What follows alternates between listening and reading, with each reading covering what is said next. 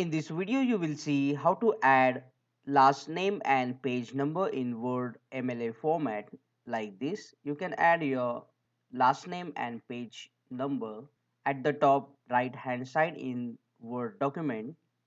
Let's get started.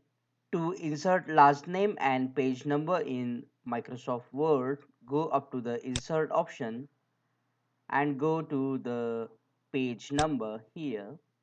You will see the first option, top of page.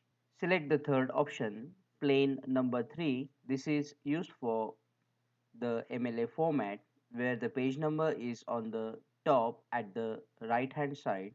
Select the third option, and if you see this error, just right click on it and click on toggle field code to remove the error. Now we have page number. Type the name and then press spacebar on your keyboard.